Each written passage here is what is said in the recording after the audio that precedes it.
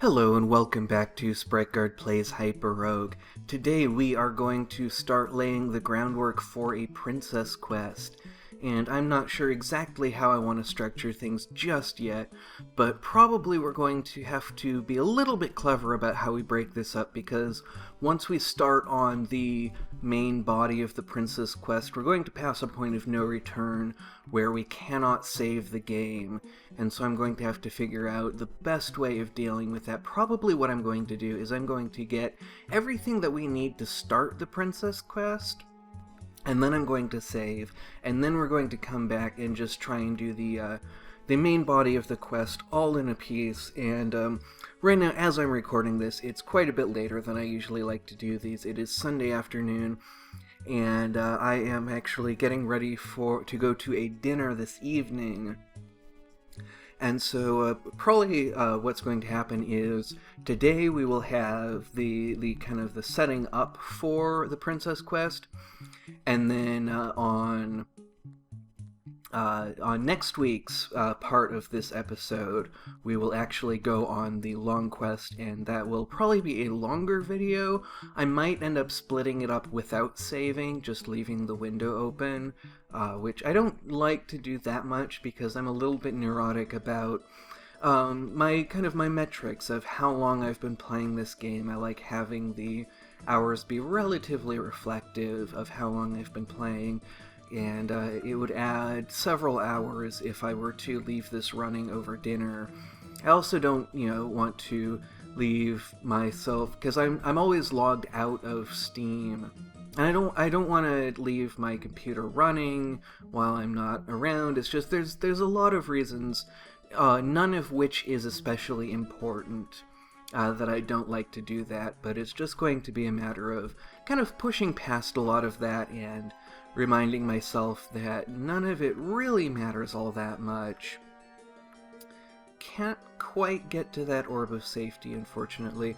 I do want to get 25 treasures from here, and that's actually going to get us the 30 that we need to get started on the princess quest. And the reason that I want to do that is I would like to have the opportunity to save inside of the palace, and that way we will be inside of the palace when we resume in the next portion of this episode.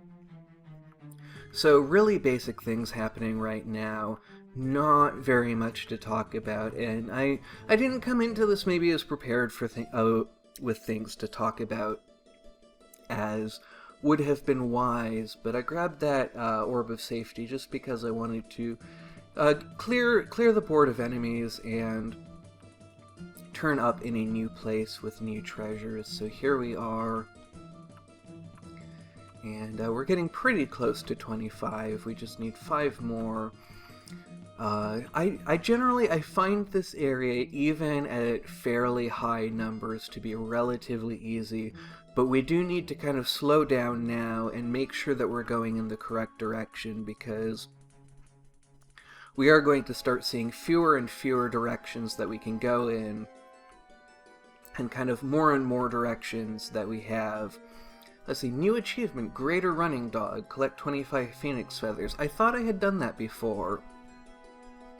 I thought that was something that I had done in these videos, but apparently not, so we will just... Alright, it must have been in my mobile game, because I have been playing this on mobile quite a lot recently, kind of trying to figure out how to deal with the new lands and figuring out good strategies.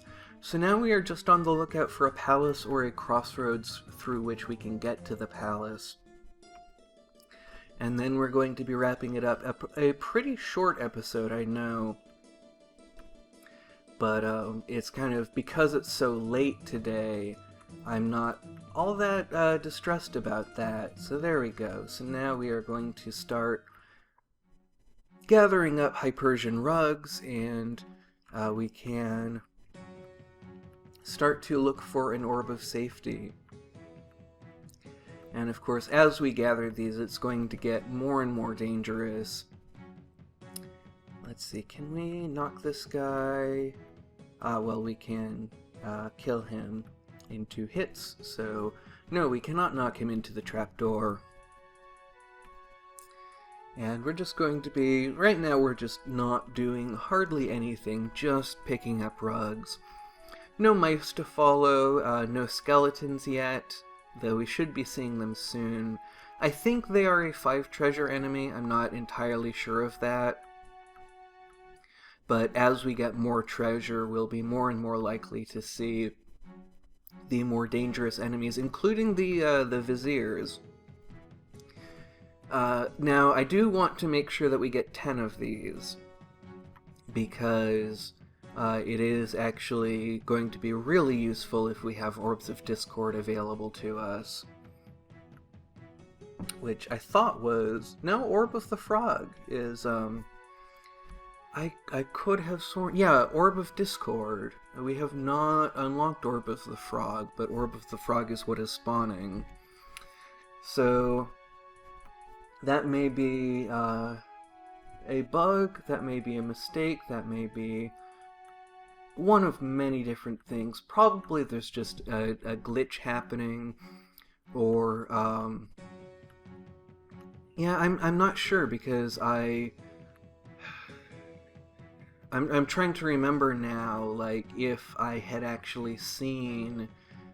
I remember seeing the Orb of Discord appear and thinking, gosh, why is that appearing when I haven't been to the palace yet? Or no, the Orb of the Frog I saw appear and thought, gosh, that's weird, I haven't been to the palace yet, is my memory. Or maybe it was the zebra. I'm not remembering now.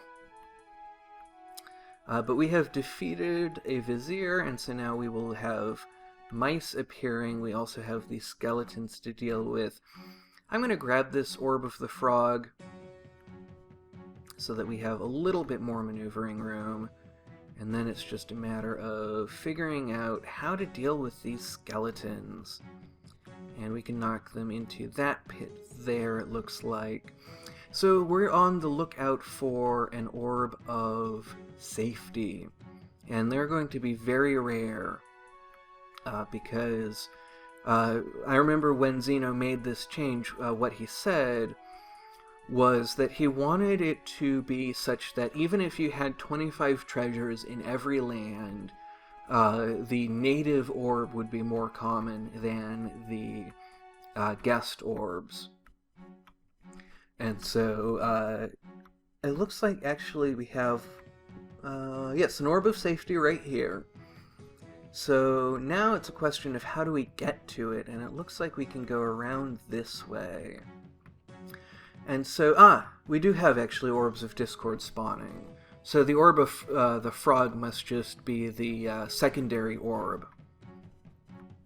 And the zebra is where you get it to spawn in the crossroads. So that makes sense. So that's not a glitch at all. And was, in fact, me being confused. So sometimes I tend to be a little bit too eager to call things glitches. Sometimes I can be too cautious about trying to blame things on myself, and it's very hard to tell which things. I think, in general, I'm a little bit too eager to blame things on myself being confused, but also I think that is... in many cases, the safe bet, because I do get confused quite easily and quite often. So that's where I'm going to wrap it up. In the next part of the episode, we will be looking for mice to follow. I hope that you will join me on our journey as we try once again to figure out this princess quest, see if we can make it all the way out. I have not managed to do that on or off camera yet, so I'm really looking forward to it. But until then, thank you very much for watching, and have a great rest of your day.